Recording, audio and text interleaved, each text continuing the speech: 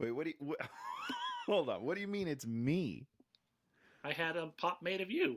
You you had a pop made of me? No, you didn't. I don't believe you. It does look the similarities are uncanny though. Yeah, I let little Tony have a little more hair than you. Thank you. That's that's appreciated. You're not going to sell a doll that's bald, right? Had to make some improvements on you. Not that it's that hard. I mean, the only problem is he's wearing pants. You know, that's a huge mistake, Dan. He should be pantsless? Is that what you're saying? Hey, watch him! With Dan and Tony! Hey, watch him! With Dan and Tony! It's Hey, watch him, yeah! Welcome to... Well, he has a fake out. Welcome to Hey, Watch It with Dan and Tony. I'm Dan. I'm Tony. And we're finishing up... Oh, my nose is ready. We're finishing up... I gotta rub it on my pants. We're finishing up Schlockbusters month, a month where we look at movies that were meant to be big tentpole movies and go on forever, a la Star Wars, Harry Potter, James Bond, etc., etc. And these movies just stunk up the room so bad that no one is ever going to think to try to continue this on. Although they probably will in some cases try to continue some of these things on. I wonder if they'll continue this on. If they try to continue this on, they are the world's dumbest people, because this, I think, I would say Tenet is a much better movie than this movie. Oh, no. So it may not be a better movie than Tenet, but it's less offensive than Tenet was. This movie, to me, is just super bland and nothing happens. Tenet, I was actively angry at. So I feel like there's a little bit of a difference. In Tenet, they had action scenes and they were bad, and they showed you them all twice just for bonus punishment. In this movie, there are almost no action scenes and no third act. There's one action scene and it's like 45 minutes and nothing happens. And I hated it. It made me very upset. It was in general... No, go. Go in general. I was just going to say, you have to try something in order to mess it up. And I don't feel like this movie tried much of anything. So it was just kind of, nothing. This movie was just like an hour and a half of me not doing anything. That's what it felt like. This is like holding an unlit cigarette. Is that this movie? It's not killing me, but it's not relaxing me. So, it's nothing. It's nothing at all. Tenet's like a cigarette that has like the exploding thing in there where it gets to the point that it blows up in your face like a Bugs Bunny movie. Your hair's all over. You got soot all over your face. Terrible, terrible time. So this movie, 2020, Kenneth Branagh, the director, star of Tenet, he had a rough 2020. This is his output. Directed one of the worst movies of the year. Starred in one of the worst movies of the year. You're rocking it, KB. And keep going, man. 2021. And divorced. What's her name? Well, did that years ago. Emma. What's her name? Emma Thompson. Yeah, Emma Thompson. They used to be married. Huh. I didn't know that. Like, you walk away from that. Okay, you're an idiot. Well, he had better things to do, Dan. Just look at these movies. A lot of good stuff. So this movie is based on a series of children's books. And like when I first read about this movie, I read somebody and they're like, these were the greatest books ever. My childhood, and this movie is terrible. So I made the assumption that these books were popular. These books, not popular. No, it's a niche thing. But the people that like them love them. Like it's a strong fan base, just very small. Yes. Similar to our podcast, Dan. Not a lot of people watch it, but my mom really likes it. I was just talking to an old friend of mine, and he's like, he got his wife listening and his son, and so see, family affair. He said they all love it, and God bless them if they really do. God bless them, everyone. I was talking to my buddy Todd, who used to work at a bookstore, and he said, "Oh yeah, we had those books. Nobody really ever paid any attention to them." Oh, sad. So I started this whole thing thinking this was a little bit different, and Mhm. and then reading about the books, it seems like the books are absolutely terrible, and so it is not surprising that you end up with a movie that is absolutely terrible. But did you read the plot of the books? Oh yeah, oh Because it's yeah, very different from the movie. oh yeah. So you take you take a property that's not great, and then you totally change it into a movie that's still not great. I mean, come on, guys, swing and a miss. Well, yeah, the stuff that they kept and the stuff that they sort of shoehorned in there, which we're gonna get to it. The one Yeah. thing that like made me want to kill myself. Yeah. Well, I'm just gonna say it right now. Is the movies are about a kid who is the world's greatest thief. But is he? Yeah, in the Because this books, movie in the in books, the he books, is. yes. So I read the free sample on the Nook app, which is the first 20 pages of the book.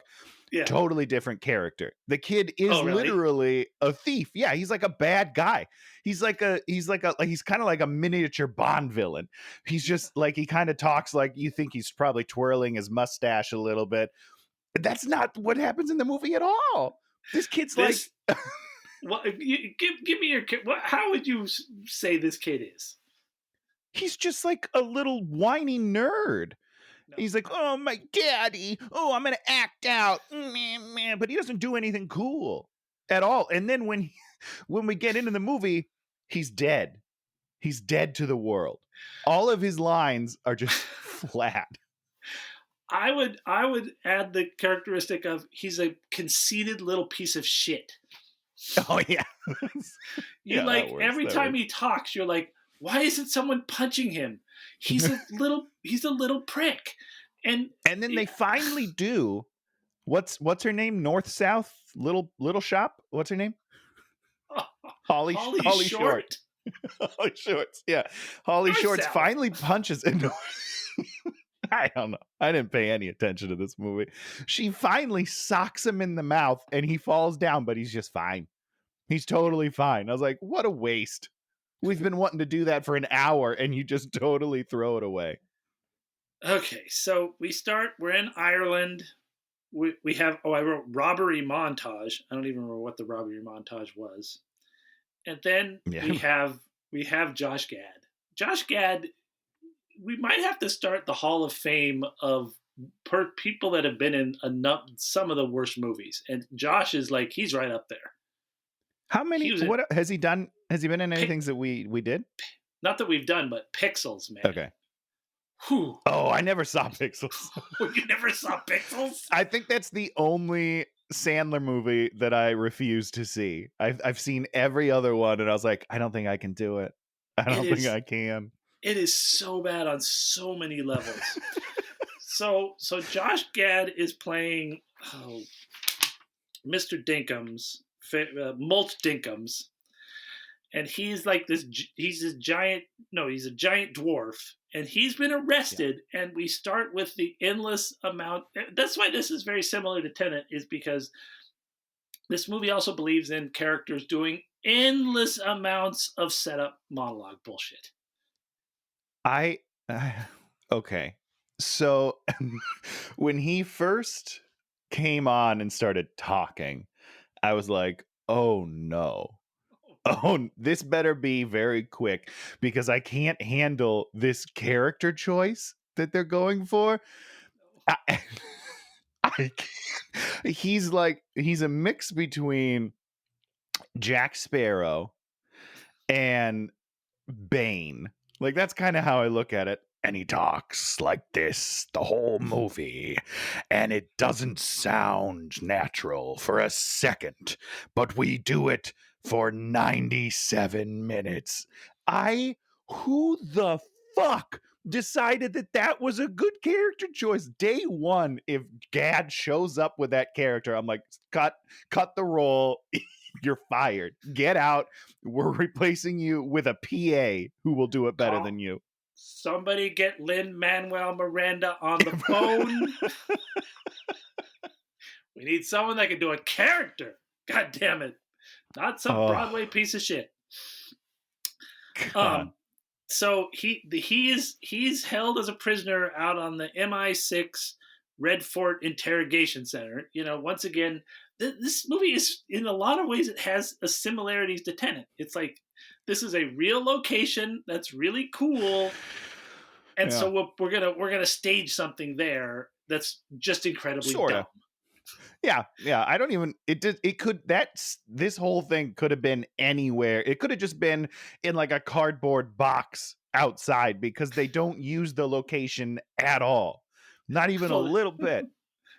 They just hired the bonus director to do some B-roll on a helicopter flying around. There you go. It's in. We got it. We got it. People are gonna love it. So this robot voice of something we don't even know what it is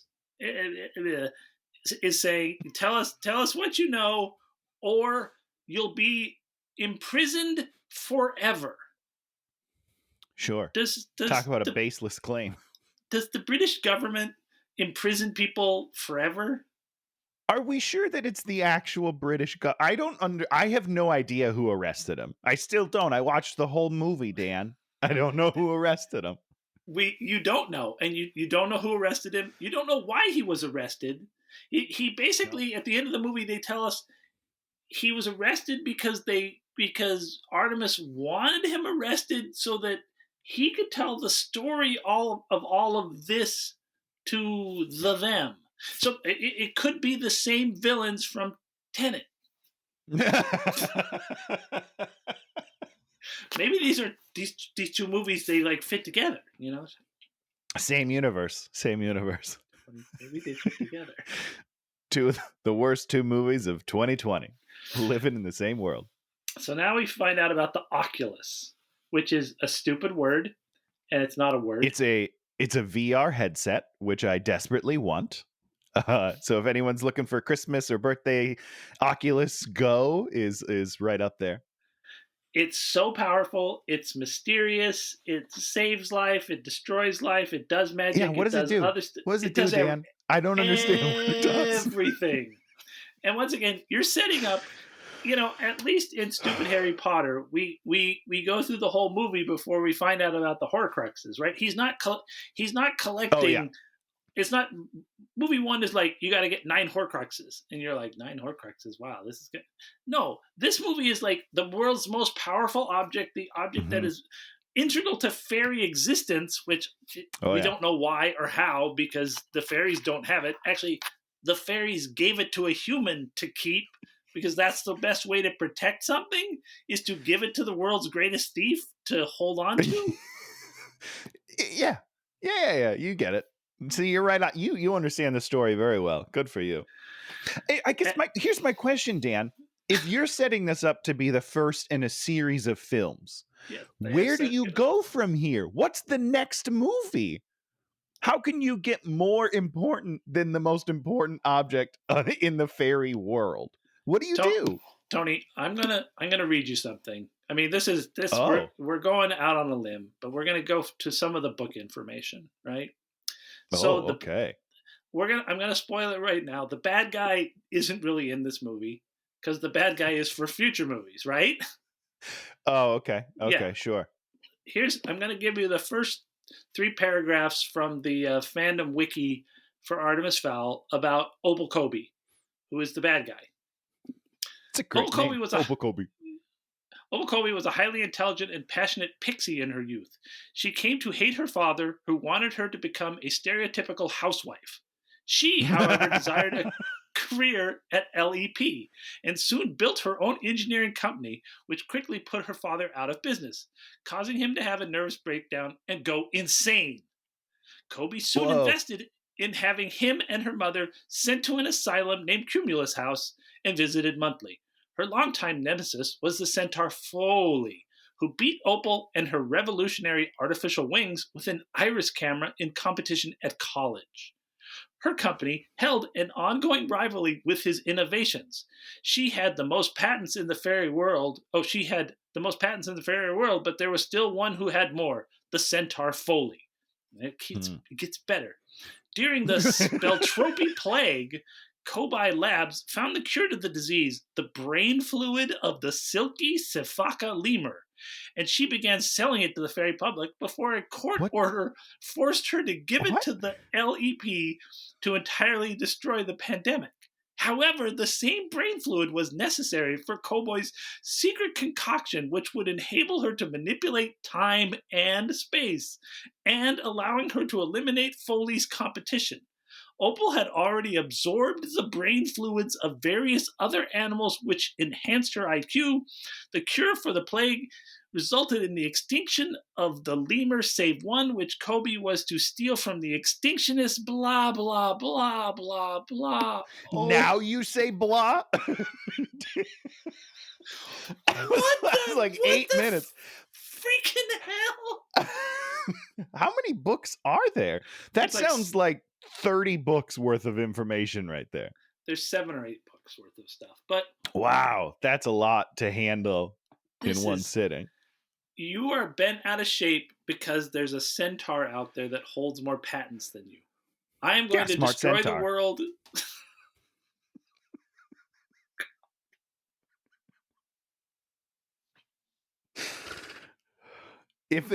Dan, listen, if there was a half man, half horse out there that was smarter than me, I'm going crazy. I'm losing it. No way. I'm full human, not half. All right. Way better. She's a pixie. Oh, but she's not even a human, is she? She's a pixie, so I got nothing. So that's the bad bad guy in the books. The bad guy in this movie, there was no twist. There was no third act. Do you think that the bug, like the person that like kidnapped the dad, do you think that's Hobolobi? Kobe? Yeah, they said the name a couple of times. Oh, okay. All right. Yeah, they did. It just sounds like gibberish to me. Hobolobi. Okay. I don't know what you're saying. Obi-Wan Kenobi. So now we get to meet Artemis Fowl. And what is Artemis Fowl doing? Is he whining yet in therapy? I don't remember where we meet him. He's surfing like a cool dude. Oh, that's right. Dude. Oh, my God. I actually totally forgot that they set him up as cool because then they immediately throw that away. Why do you set... That is interesting. He's surfing and then he's on that cool one wheel skateboard thing. That was pretty dope. Dude, and then he just is a huge nerd the rest of the movie. Doesn't do anything cool ever again. He's a huge nerd. So he doesn't like school, but he likes chess and architecture and clones. And surfing, by the way. I don't think he mentioned surfing in that little... No. Little exposition dump. Do you want to talk about his, like, the school counselor thing?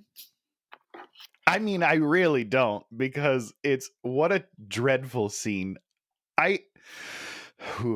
So he's just a whiny little bitch. Like that's the feeling I get from the opening scene of this character. I guess it's not the opening because he's surfing, so he's cool and we're supposed to think that. But the counselor's just like, hey, we're a little concerned. You're not doing so good. He's like, you're an idiot. I'm smarter than everybody. And then he just, kind of leaves when his dad is brought up or something. And then the counselor's like, who do you think you are? You can't say that as a counselor. First of all, you know who he is. He's Artemis Fowl. He's one of your kids. He's one of your students. I don't know. The whole thing is dumb. And they set up this whole thing where the guy's like, I'm in my fancy chair. And then, of course, Artemis is like, your fancy chair is fake because I know everything. And you're like... Just about antique furniture. He's an antique stealer. That's what he does. So then he does the cool wheel thing. And then we do tons of talk about what Dad has taught him. And what Dad has taught him was everything about fairies.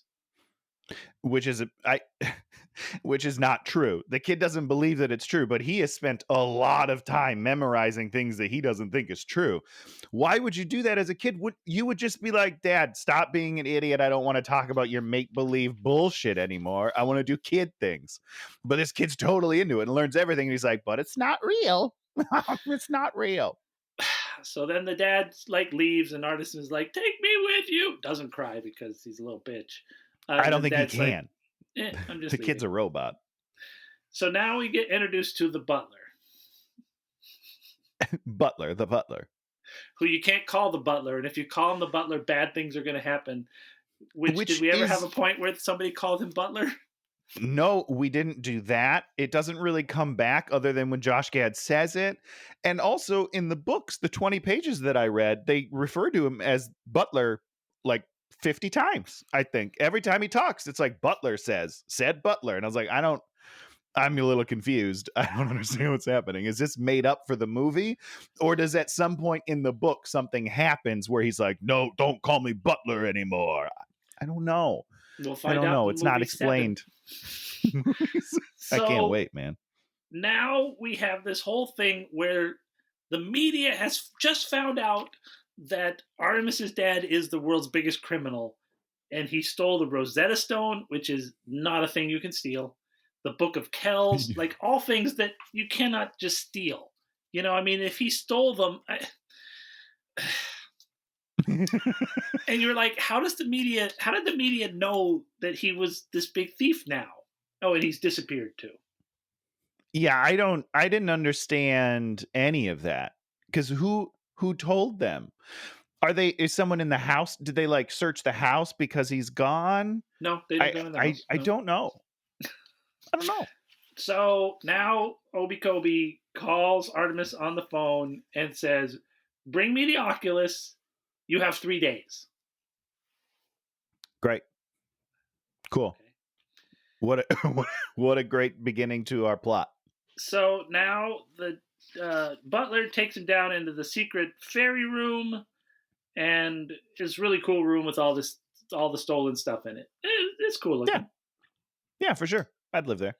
And he figures out this secret poem. I don't know. Does he find the dad's book at that point? I think he does. I think he sort of finds the journal, sort of solves this puzzle. Not a puzzle any of us understand or could have solved, or, you know, he just he does a bunch of puzzly stuff and the thing is solved, and then he gets out a book, which he's the world's greatest thief, Dan. So you wouldn't understand his mind. You know, that's... And then this book then acts as the thing that gives them all the information they need. But once again, we never see any actual problem solving. We just see sort of talking about problems being sort of solved. Yeah. Now the easiest way to solve your problems, talking. Yeah. You got to talk through your problems, Dan. That's the lesson of the movie. Communication. Talk through your problems. I love it now. This is a good movie. It's a great lesson for kids. So now we meet we go down the ferries. The ferries live underground. No one knows that, because how would we know that they live underground? We wouldn't hear that with ground sensing radar. No. We meet Holly Short, who's this little girl who's not 80 years old. Which, do you feel like that she's the sexual interest of the movie?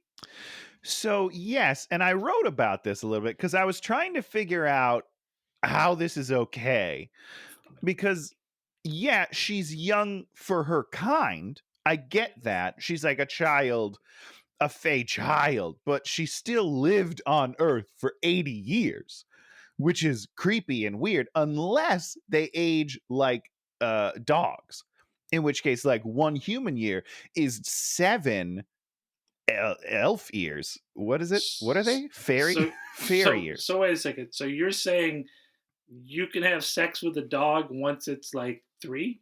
No, don't you dare twist my words.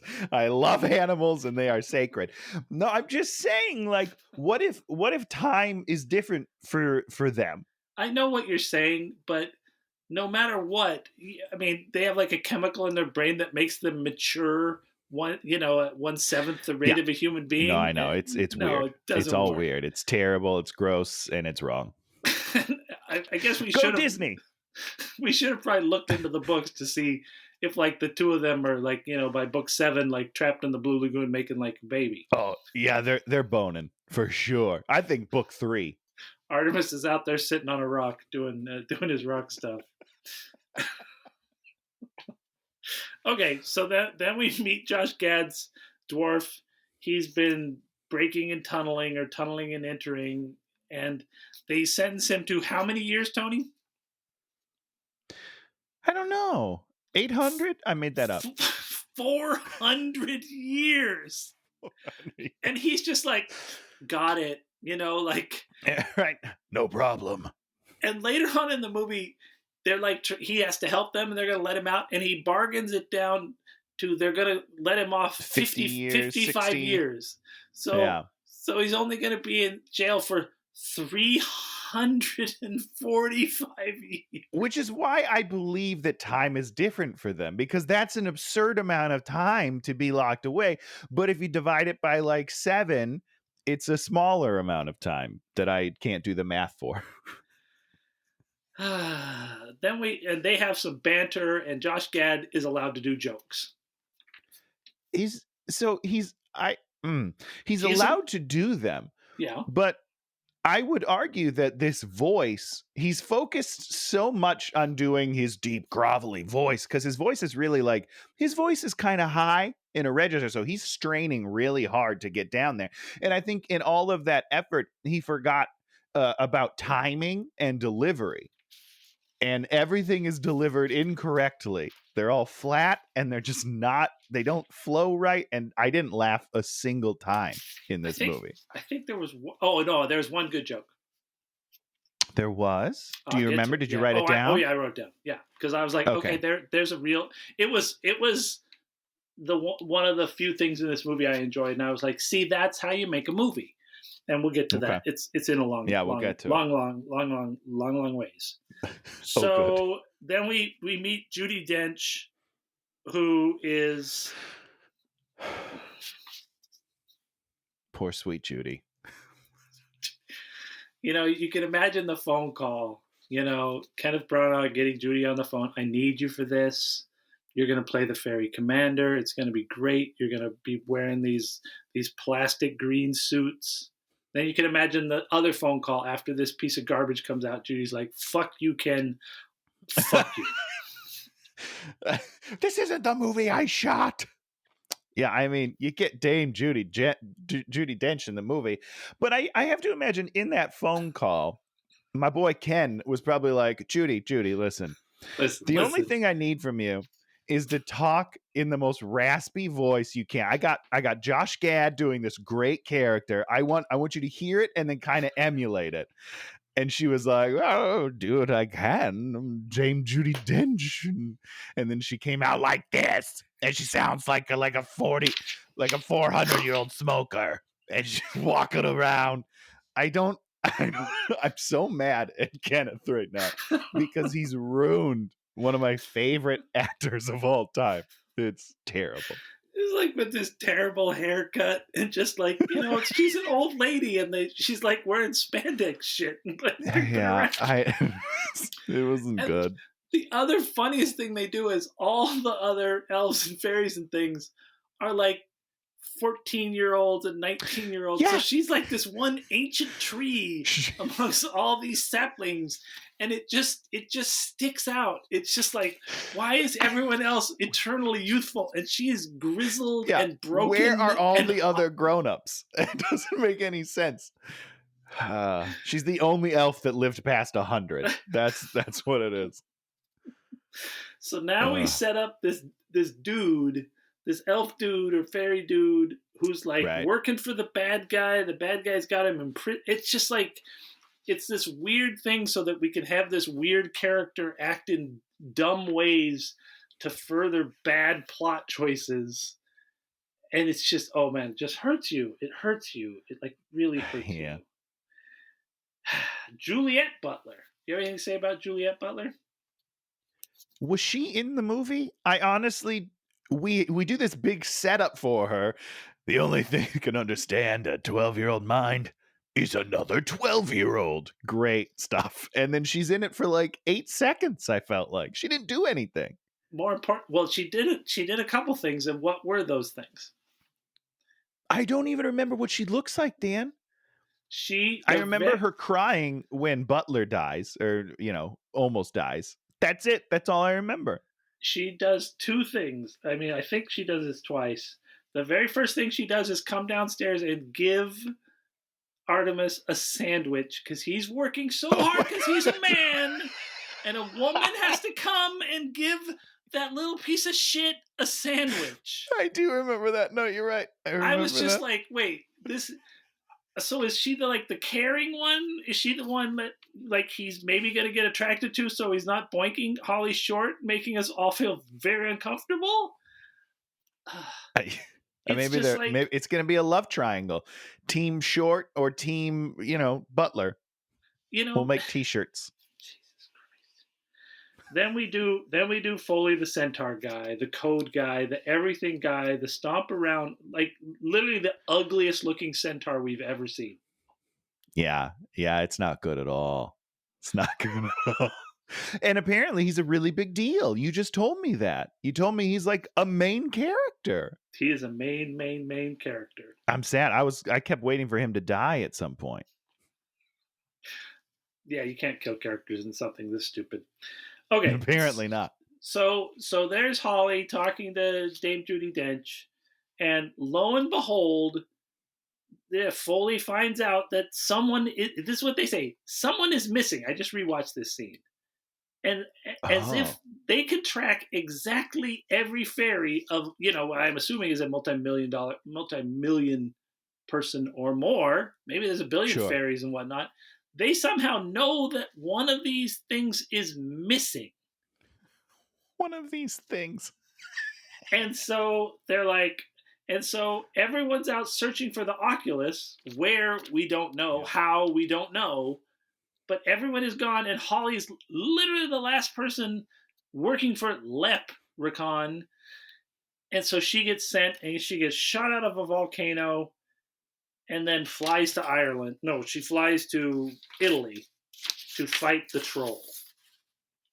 Oh, right. Yeah. Which has nothing to do with anything. I felt like I missed something, and maybe you can fill me in because I don't. Okay, I didn't. All right. I just remember it happening, and I turned to my wife, and I was like, where are we? I don't know. What's happening? Who is this thing? I don't know. We really thought that she was going to shoot out of there, and she was going to go to Ireland because that troll was going to Ireland to do nefarious things. No, as the you troll do in Ireland is going to a random Italian wedding and making mischief. What did you think of that whole battle? Terrible. And there's this moment where she heals a little girl. Yeah. And my girl Dame Judy is like, no magic on humans. And then seconds later they were like, all right, freeze time and now erase all of the humans' memories. And I was like, wait, then why can't we perform a healing spell on somebody? If we're going to erase all of their memories, what does it matter if we do magic on them? I'm gonna say something right now, which is really stupid of me, but I'm gonna be in defense of the stupidity of this movie. No, Dan, don't do it, Dan. In defense, the people are gonna turn on you. The only magic that there is the healing. So you're saying that they just have a device? That's all technology. It's Men in Black. So they just go, and then your mind is gone. Because if this isn't the case, at the end of the movie, when someone can magically click a button and turn off Holly's magic, which it doesn't turn off her weapon, it doesn't turn off her wings. That's true. I guess all of that's true. So then what is the problem? Then they don't explain to me why you can't do magic. Does it leave an imprint? Does it cost something? Why can't you do magic on someone then?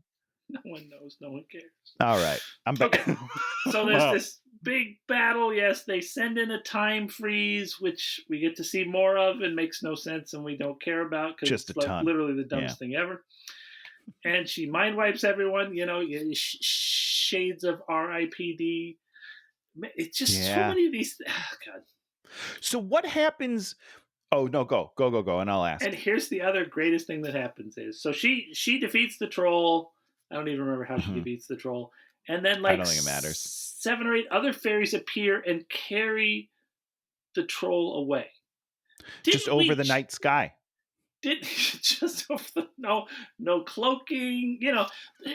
Say what you want about Harry Potter, which actually Harry Potter's really good.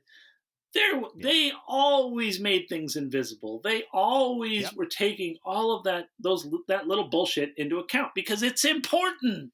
It is important because, Dan, again, they just fly over the sky, like pretty low from what I can tell, just like with the tree line that they go over. It's like, and everyone would see that. There's a point where one of the fairies just flies over a cafe where there's people literally eating. And they're just like, oh, I didn't notice something fly over my head. Yes, they would. And then on this time freeze thing, what do the people outside of the time bubble see? Because from me, it looks like a giant force field. And if you are anywhere near the vicinity, you would see that force field. I don't understand the rules. The time freeze is literally the dumbest thing ever because it doesn't make any sense. Right? You don't understand. I mean, so maybe the time freeze, maybe all time outside of the time freeze is frozen? Is that what happened? Is the entire world frozen? No, it's the inside the time freeze, everything is frozen. But wait, what happened? Okay, when they put the time freeze on the town, everybody froze? Yeah. Like but all then the reverse Italians happens froze? later.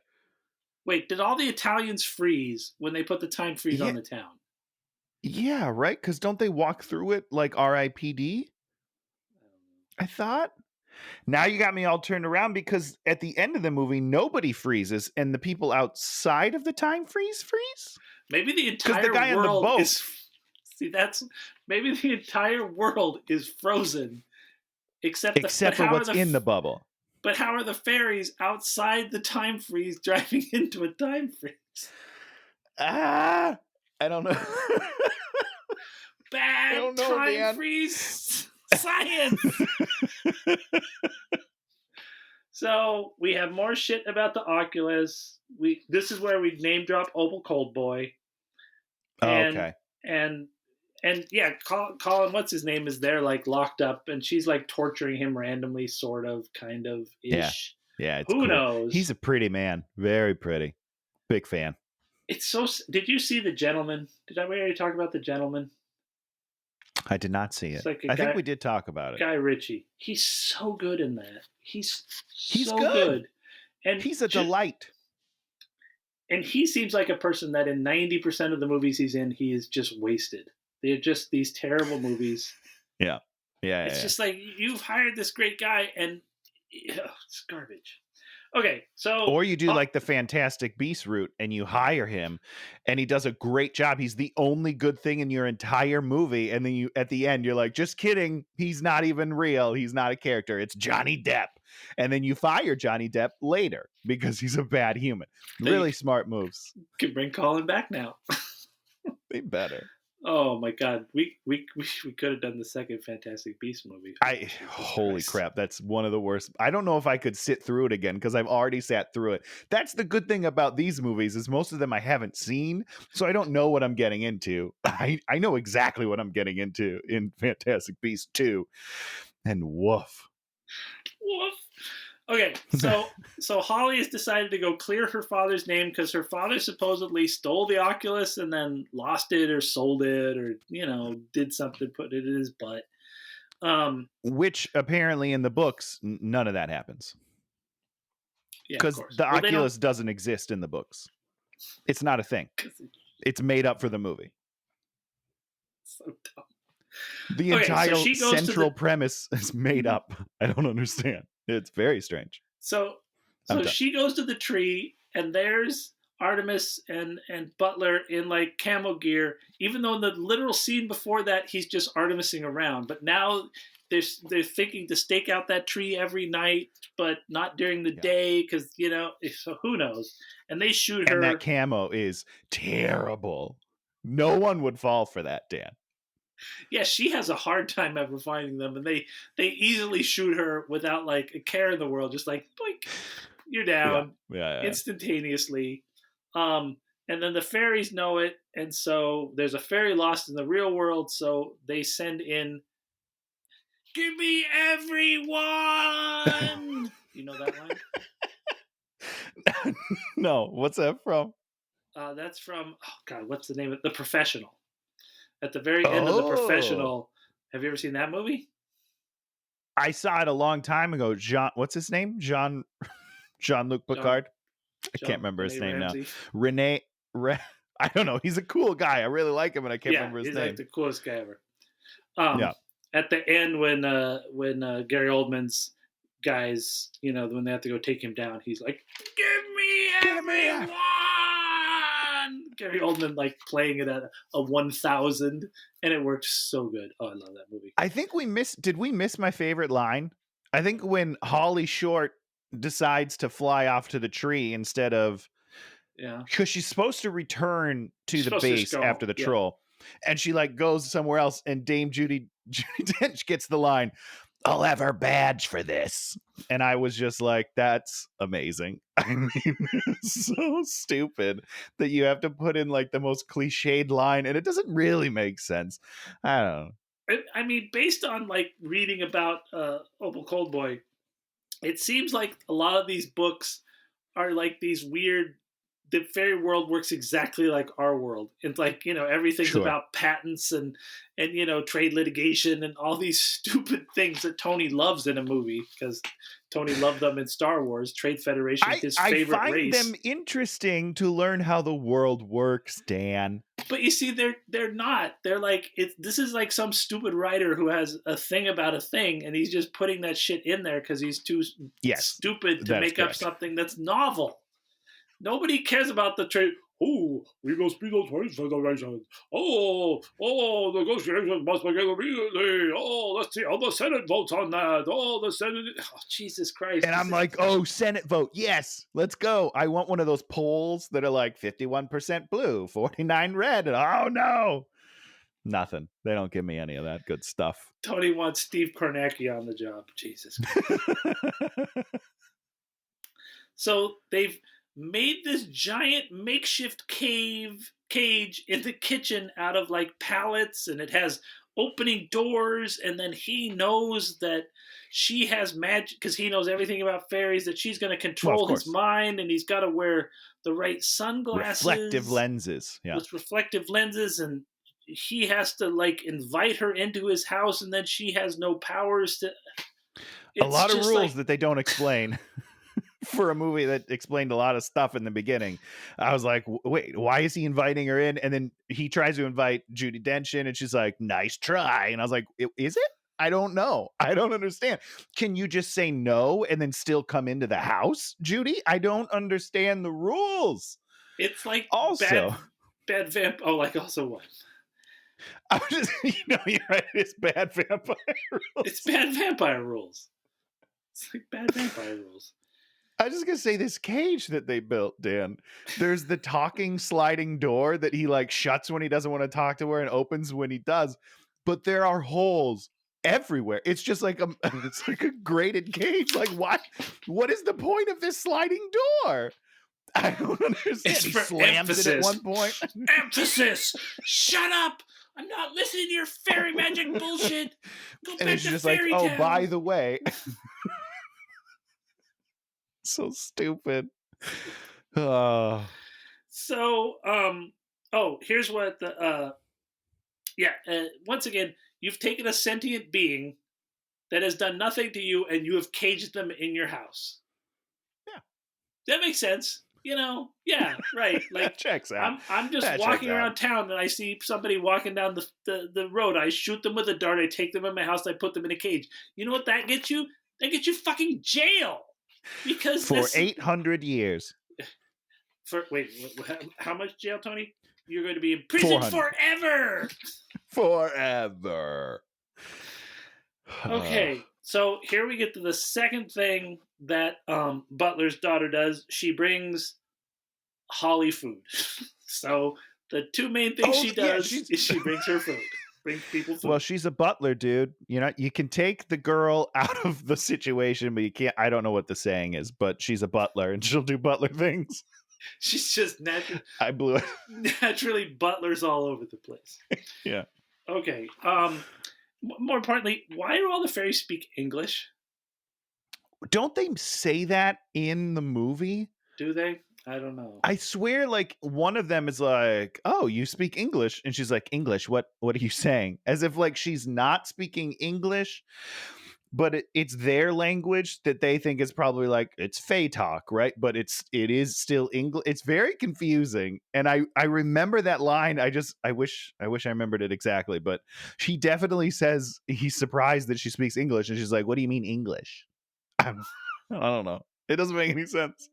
So they make a gluten joke. Somebody makes a gluten joke for some reason. I just wrote that down As you have to. because gluten joke, yeah. hilarious. Low hanging fruit there. Boom. Anybody that makes a gluten joke should be punched in the nards. Just say nards. Yeah, I haven't heard nards in a while. That's the Tony word. So it turns out, actually, and this is we actually have to give this stupid movie props. I don't Because have to do anything, Dan. the real reason that he captured the fairy was to bring the other fairies and then make them bring a dwarf. And then once he has the dwarf, he can make the dwarf find him the Oculus. That is actually his plan. But and it's a great plan, but they don't really tell us that that's his plan until it's happening. He's like, "This is exactly what I wanted," and I was like, "I don't believe you." But you're just lucking into this shit. They do set these things up in the movie, but since we don't know what any of the rules are, we don't see any of this coming, so we don't buy it when we get there because we don't remember that they had this one setup line 16 hours earlier in the middle of a bunch of other useless bullshit that doesn't make any sense. In 9 pages of Josh Gad talking. So then we do a whole 5 minutes to negotiate thing, which your classic, of course, slapping time. You've got 3 days to find me the Oculus. You've got 5 minutes to negotiate. It's setting up a tension that isn't really a tension. And you've got 3 hours until the time loop breaks or whatever, right? Isn't that what it is? Or 30 minutes or something? I don't know. You have 32 minutes. Movies set all these arbitrary bullshit things to try to make it seem like something is going on. Okay. So now the bad guy gets to do a monologue. Do you know what the bad guy's been out of shape about? Because she's old? Am I on the right track? Is that close? You're nowhere near. She's not I old remember as him we know talking. she's young. I remember him talking. Her. It's a girl. Oh, sorry. I mean they. Because do we really know? She, her. Maybe we do. I don't remember ever seeing the bad person. Did we see the bad person? She's in like a robe and she has the glowing thing. She's there torturing. But we never see her face, is what I'm saying. No, are you sure it's a woman? I don't know. We know her name, Opal. Aren't a lot of dudes named Opal. If they are, they're like it's a fairy. Dancers. Opal Kobe could be anybody. Okie dokie. Okay. No, I don't. I don't know what they say. She's mad at mankind because mankind made us into myth. But and so I'm going to kill you all. That is what she says. But I thought that they hide themselves. Yeah. Right? Who knows? But she's been out of shape because they're now mythological. Like that affects your life, that a bunch of dumb, it's like, do I care that the people in Oklahoma don't listen to our thing and know who Tony and Dan are? I don't want to kill everyone there because of that. Other reasons. Okay, well, Dan, just so everyone that's listening, Dan doesn't speak for all of us because I'm all for it. Y'all listen to the podcast or I'm coming to your house. And then she says, so she wants to kill all of mankind. And now she says, they're listening now. Which no one is listening to her because she's in an echo chamber at the bottom of an ice cave talking to a guy that's chained up in black goop. I don't even remember this scene, Dan. Everything you're saying right now is totally foreign to me. I have no idea when this happens. Who is they? Is she saying the fairies are listening or the humans? Who knows? Just they. No one knows. Just maybe she's live streaming this shit on fairy YouTube, and she's got 1.2 million viewers. She's got we selfie holding up there. Look at this guy. Got him. God. Okay, so Judi Dench goes to the door. I think this is the whole thing, and she's like, "Where's your thieving father? I will expose you. Bring me the Oculus." Yeah. Okay, and that's when we start doing the whole you can't storm the house because of fairy rules, because he knows all the fairy rules. But we do not. And that bothers me. I don't like him to know anything that I don't know. So now we go back down. We're down in the prison. They're gonna have to break out Mulch Dinkums or bring out Mulch Dinkums. He's in prison with the goblins. Did you notice the goblins all have like sleazy gold chains? I did. Yeah, it felt like a little. Is that racist? What's going on there? I don't know. As a white man, I'm not sure, but like it felt a little like a little on that line where I was like, I don't know if this is okay. Who are they supposed to be exactly? I don't know. Are they obsessed with treasure as well? You know, one of the things I read about in the books is that the books are all about greed. And there's this whole thing where he has like something that the fairies want, and so he demands like 1 ton of gold. And so they have to bring him all this gold, and then he has to give up half the gold to save. Just like it's like what? All these negotiations. This whole movie is just garbage negotiations. Sure. And it's like, make a thing a thing. So now he goes down to Holly, who he's got caged in the cage, and he says to her, "Can I trust you?" And the answer to that is no. No, you can't, because you've kidnapped me. You're holding me against my will. I'm going to control you the second you take your glasses off. And I'm just going to have you let me go, and I'm out. I'm fucking out, dude. What the fuck? So dumb. Why? And somehow, instantaneously, the two of them are now partners. They're like, they're best I do friends. anything for you, life or death. Just like Tony and I. Except Tony would never do anything good for me because ride or die, baby. Come on. Selfish. He did give me a Snickers bar when I went to his house one time, so I've never. See? And I have never forgot it either because I'm one Snickers short in my stomach, Dan.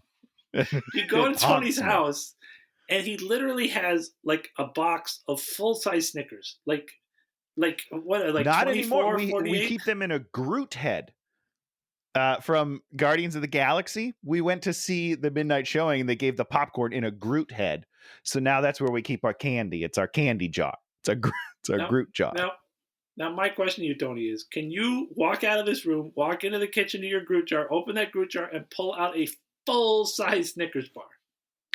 We got Snickers, we got Twix, we got Reese's Reese's Cups, and now we have birthday zebra cakes, which are quite delightful. Full size. You always have full size Snickers in your house. Well, yeah. What if the little guys aren't gonna. You would need like 4 of those little guys. You might as well just get a big one. That doesn't make any sense, Dan. I would not eat any meals. I would just eat those, and I would be dead.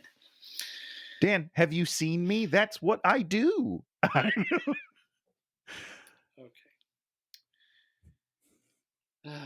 Okay. So, now we have another negotiation.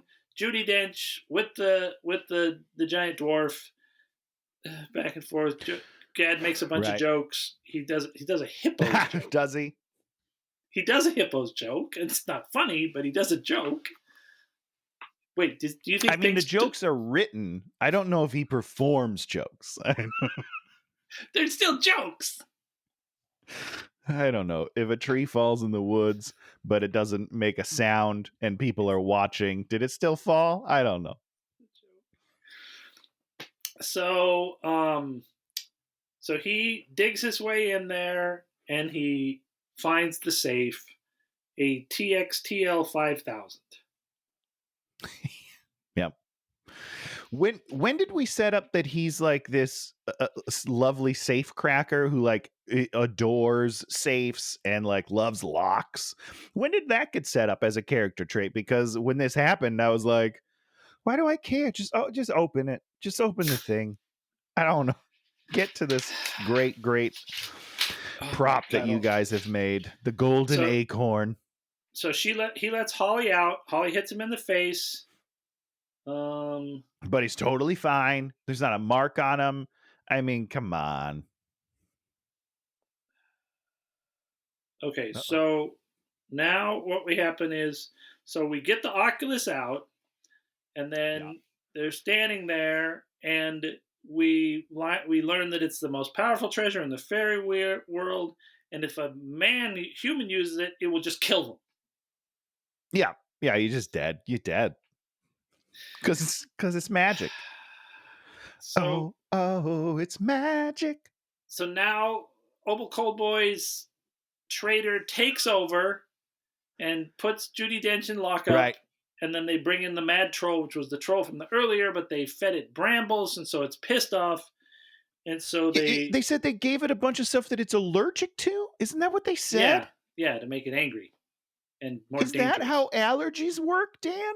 No, because let me tell you how allergies work.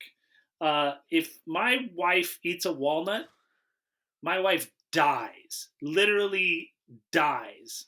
And then she can't breathe and she's out. She can't breathe. Yeah, it will literally kill her. We have to immediately drive to the ER, which now you can't do. And that's why this COVID shit is real shit.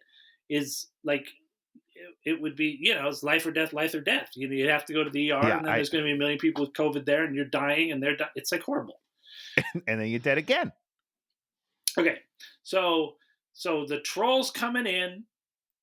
We've assembled our people, the butler, his daughter, Holly Short, the giant dwarf, Artemis Fowl, and they're all standing there ready. And Holly's like, I'll need my gun. And we have a beat, and whoever has the gun reaches for it. And then Josh Gad's I don't have it anymore. Josh Gad's character pulls it out. That was a good joke. I like that. No, joke. I think I did laugh. I think you're right. I laughed at that. I did. I was like, oh, okay. That's a fun character moment. Because it was a character doing what the character is supposed to do and not talking about what they do. Is that so hard? It seems so pretty tough, Dan. I don't know. I've watched a lot of these movies, and that seems very difficult. And so now they jam the magic in the house, which magic is a red button. It goes like from green to red. It just changes. Your magic changes. Green is go, colors. red is stop. And I guess. Oh, wait a second. Hold on. I forgot one important thing. Wait, I haven't. No, I haven't done it yet. Wait. Yeah. When they broke the time stop earlier, right? Yeah, they shot it originally. He had a bow and arrow somehow. Well, they had Holly Short's weapon, which they instantaneously know how to use it for 1,000 different things. Yeah. With no under. He read a journal, Dan. Okay, he knows everything. Well, maybe so.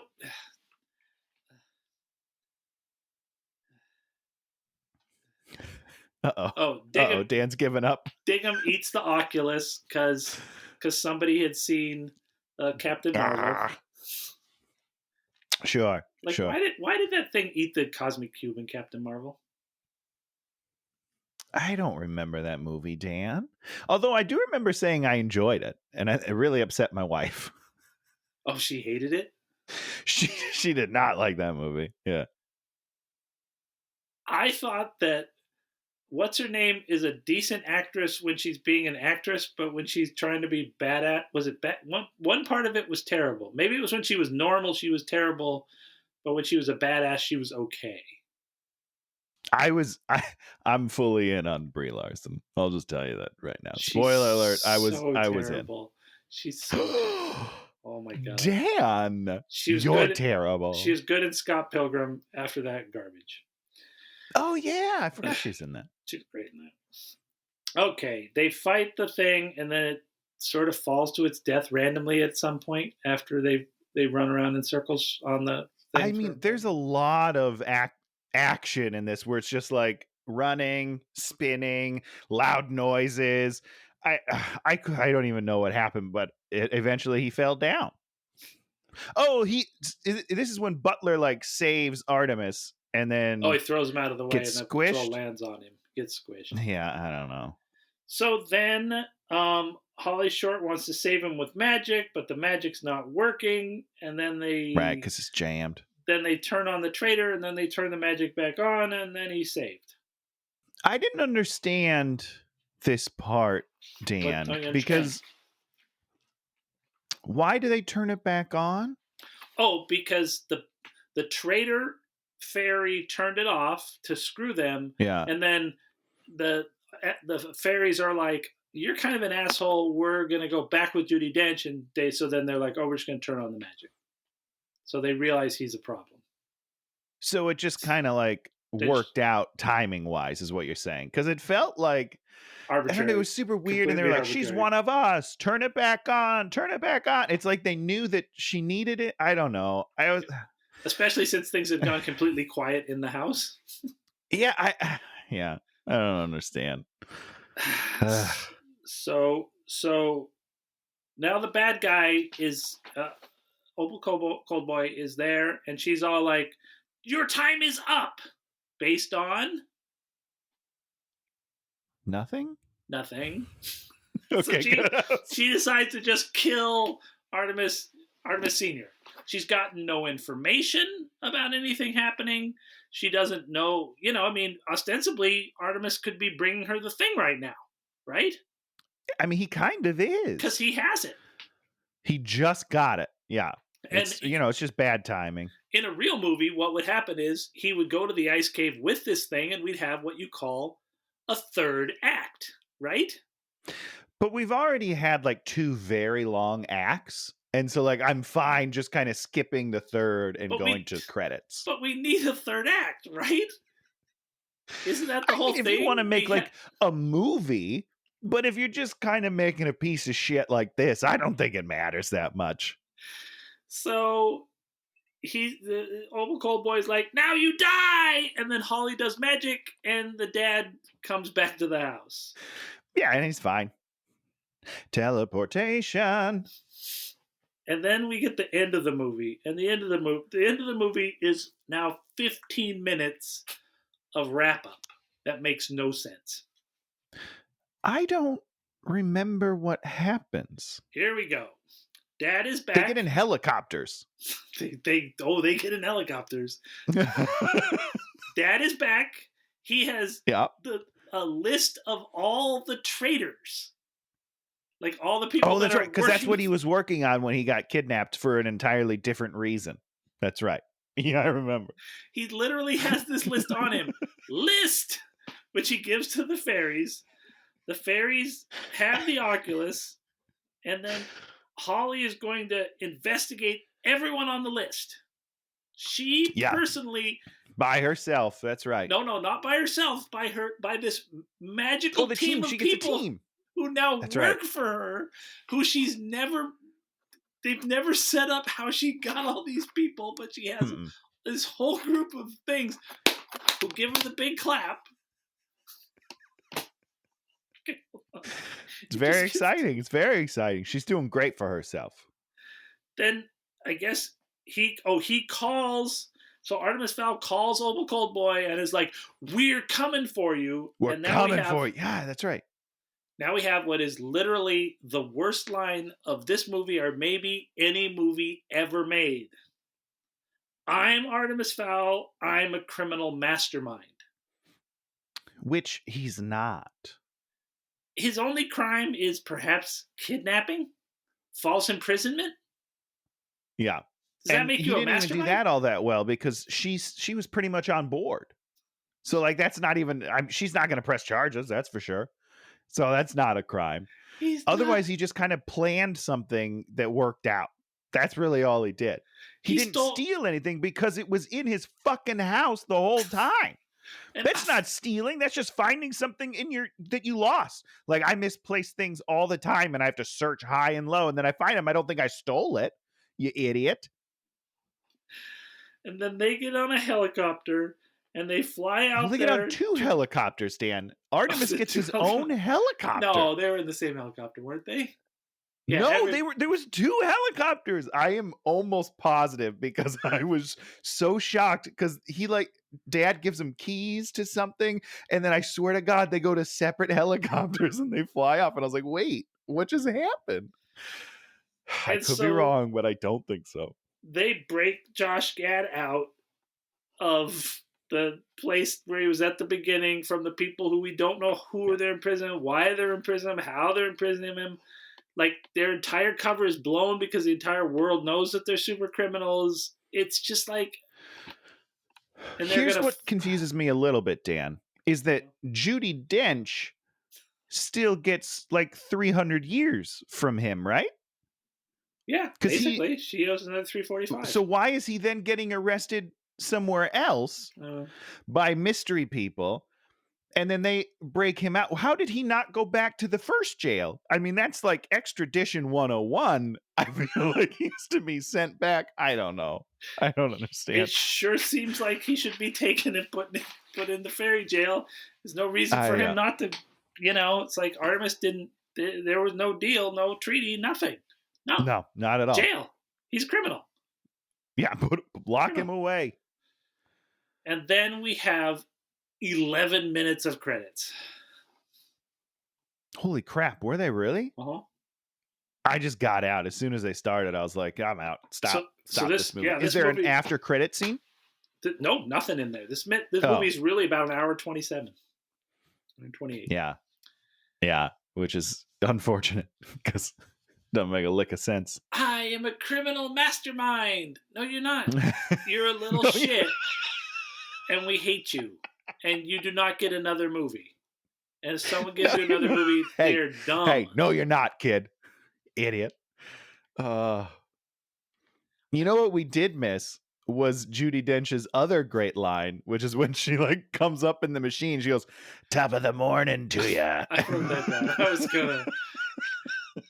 The other interesting thing is she spends most of the time above ground with her back to Fowl Manor. Did you notice that? Yeah, for sure. I never understood that. Why is she got her back to the... I've been here too many times. I don't want to look at it. Maybe she's got history. Now, do you think you feel bad when you cash that check for a movie like this? Which person am I? Because that will change this answer. Let's start with Judi Dench. If I am just the studio... Wait, what? If I'm the studio and I'm making any sort of return on it, I feel really great. I feel like, wow, we really pulled one over on these idiots. No. America's full of dumbasses. We win. If I'm the kid, I probably think it's a good thing because I have a franchise under my belt, because he's not old enough to understand that this is probably the last thing he'll ever do because it was terrible. In 10 years, when he's coked out and on the street and we do a "Where Are They Now?" then we'll know that it's caught up to him. If I'm Josh Gad, I probably feel pretty good because I just fucked off for 3 months and did the worst movie in the world, and they still gave me probably $1 million for it. Oh, at least and I just talked like this the whole time. What a bunch of idiots! Give me my check.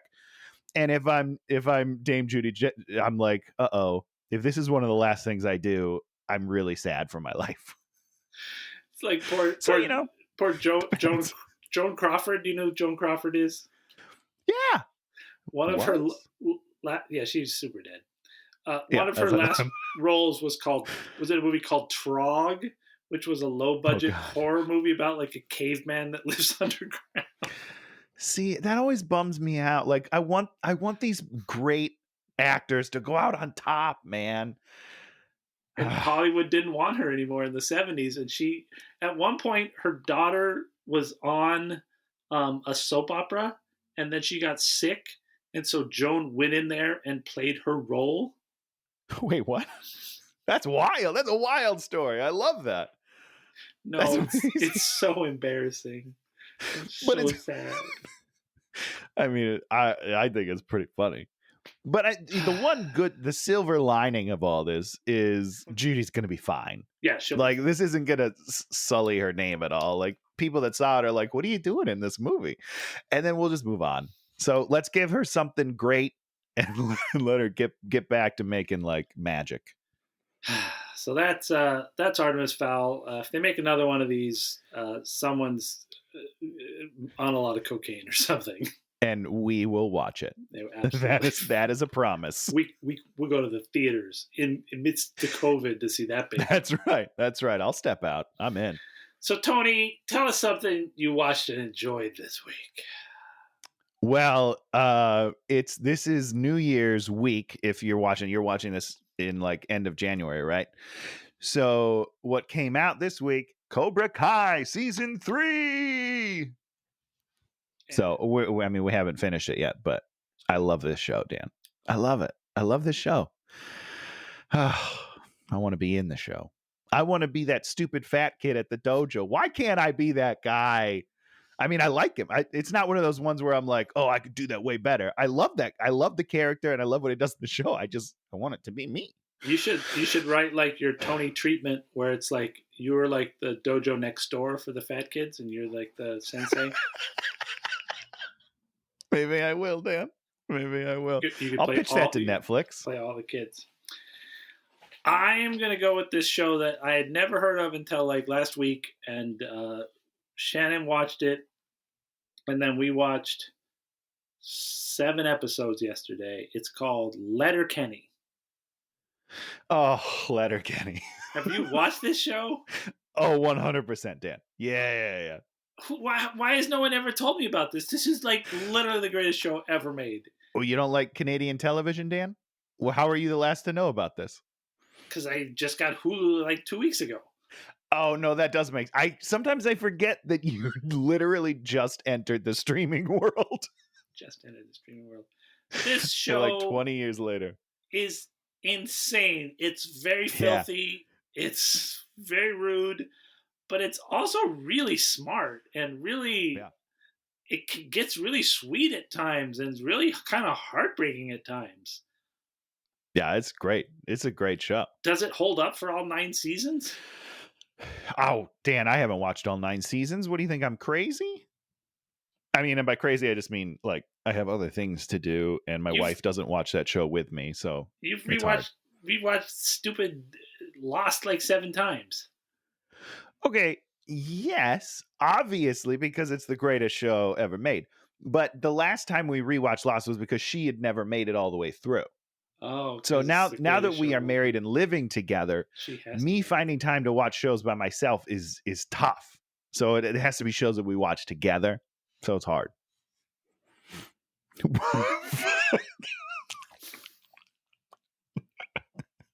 It's like a visual gag. For a podcast. People are going to love it. Why is it silent right now? So, Revenge Month begins. Schlockbusters Month ends. Begun. Revenge Month begins. And then the next month after that, we're going to do Potpourri Month. Oh, I don't even know what that means. This is the first I'm hearing of this too, folks. What is Potpourri Month? Potpourri Month is going to be a month where we can do anything because Shannon wants us to do a special episode on YouTube ASMR streamers. Oh, so you mean anything that you can visually take in? Anything. Oh, wow. We could talk about, and you could even assign us a book if you wanted. Oh my God, Dan. Better not be very long. This is too much responsibility. That's why I'm giving you overloaded. A month to think about Potpourri Month. But what we do have is Revenge Month. In this month, we are going to try to pick movies to stick it to the other guy. And by the other guy, I mean I'm going to stick it to Tony. And Tony's going to watch me bend over and he's going to stick it to me. Constantly. Tony, this is my favorite month. Is this your favorite month? I mean, we haven't done it yet, but I feel like it's gonna be only because it makes me laugh. So Tony, you get to pick a movie for me and Yeah, for yourself to I'm watch. really happy that I get to go first and like kick it off. But at the same time, I kind of, just like when we play Magic the Gathering, I like to go second because I like to get an idea of where we're headed. Level of You know what I mean? punishment. Like exactly, like how mean are we going? So I'm just gonna go out with a real classic here. And I feel like if you were to guess a movie, it's probably the movie we're gonna do. I would guess Finding Nemo. Oh, it's not the movie we're gonna do. Oh, Great. okay, good. Okay. I do not want to watch Finding Nemo. I don't really want to either, and I like that movie, but I don't feel like I mean I watched it before and I was like, oh yeah, it's cute. This is a good movie, and that was the last time that I saw Finding Nemo. I mean, the other thing But about Finding Nemo is I might not hate it as much as I hated it the first. I mean, I didn't even make it through it the first time I saw it, and I might not hate it as much, but I probably would. you probably would. I feel So I have literally no idea what you're gonna pick. Oh, great. So this is a movie that has come up many times on this podcast and is I related to love my favorite Twilight, so if it's episode. Twilight, Twilight would be for me, Dan, because I do not like Twilight, and I cannot okay, believe that you enjoy wait, that movie. this has come up. I It can't. has come up a Is bunch it? of times. It's not another Christopher Yes. Nolan movie, is it? It's not, well, not yet. Who knows? That might still make the Yeah, list. no, But no. I have no idea. this movie was brought up in week 3, I want to say, of this podcast on the Mac and Me episode. All my brain And I cells from just week 3 are gone. So I need to know why you dislike E.T. That's what this is about. oh, we're doing E.T. We're doing E.T. We're starting hot because everybody we're doing loves E.T.. E.T., Dan. Okay, we're I doing need E.T. to know what it is that you don't like about E.T. And I need you to rewatch E.T. because maybe your feelings will be different. Okay, okay. We saw E.T. in the theater. You know, like we tried to see Star Wars opening night. Okay. Oh, okay. And when Star Wars opened, it did not open on 3,000 screens or anything. It No. opened in a weird theater in Orange, and we drove up there, and there were 1 million people there, and we're like, "What the f is going on?" And so then my dad bought tickets for like the next week, and we went and saw it. So we saw it like the first week. We love Star Wars, and then after that, we would go to all the movies as they opened. Right? We drove up to L.A. We lived in Orange County. We drove up to L.A. saw Close Encounters at the Cinerama Dome, and like sat like That's cool. right in the front, and it was huge. It was crazy. You know, that movie at the Cinerama Dome, sitting in like row 3, Sure. all the way on the right. You're just like, your brain melts because it is it is an intensely visual sonic movie. You know, Yeah, you watch it very now much. on the small screen, it's interesting, but it's not the same. Yeah. You know, things were just like brrr. We went to E.T. somewhat similarly. I don't remember where we saw it, but I saw it with my dad, and my dad hated E.T. He just hated it. And I was like, it was okay, but I have come around to his thinking on E.T. I've come around. And so I'm going to have to go and rewatch it. Maybe I won't hate it as much, but I have the feeling I'm going to really hate it because it's super emotionally manipulative. And it is that, and I don't like, as an adult, I hate movies that do that, and I haven't seen this since I was a kid, so I don't know if I'm going to still like it. I have no idea. I think this is an interesting one. I think you missed the mark on torturing me because the movie I have for you next week is going to cause your brain to melt and make you hate me. Oh shit. So that's why I wanted to go second, Dan. This is why I always go second. I need to know what the playing field is. God damn it. The movie I have for you next week is going to make you question your entire life, question our friendship. Oh my God. It's going to be great. All right, I got to start thinking about my 2 weeks movie then, because now I know where it's at. I know where we're at now. I know what the game is. I think E.T. is a good one for us to both kind of go to and sort of, really sort of look at it as a movie because it is so many people have such a direct childhood connection to this movie. I have no childhood connection to this movie. Because it was the sentimental one. Well, what year did it come out? I don't know. 80, I imagine before I was born, right? 80 or something, 82, 81, 82. Look it up. 82. Yeah, so I was 17. That is not, Oh, you know. wow. Yeah, I was 17. I was born in 65. So I was like 16, 17 years old. So it was like, you know, Okay. I mean, I remember enjoying it, but yeah, oh yeah, there's a lot of, yeah, I'm just thinking, yeah, no, I have a lot of things to say. I'll have a lot of things to say about this movie. All negative. Perfect. All very, very negative. Oh, very negative. Oh, very negative. Yeah.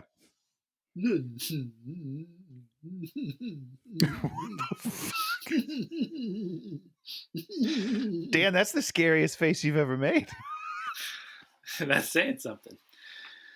Well, this has been Hate Watching with Dan and Tony, saying goodbye to Schlockbusters and starting up on Revenge Week, where we're going to revenge with some ET, and maybe I'll make Tony watch Twilight, because the movie you're watching in a week is not Twilight level. It's much. Oh God, I'm a little I'm clammy. I'm a little nervous right now, Dan. You're not going to be nervous till you watch this movie, because you're going to be like, what is this? And then you're going to sit down and you're going to watch it, and you're just going to be like, what am I watching? One of the movies I was thinking about torturing you with is a movie called Last Year at Marienbad. Have you ever heard of that movie? I have not. No. It's this movie where all the people just walk around this big estate in France, and they just talk in circles. Oh God. And nothing happens. How is that a movie? It's such a good movie. But I'm not going to make you watch that, Tony. But such a good movie. That'll give you a clue as to the types of movies I'm going to make you watch. These are movies that cause brain damage. But you also have to watch them. I know. And that's what's funny. Have you ever watched Eraserhead? No, I haven't. I'm not going to make. But I have watched Eraser.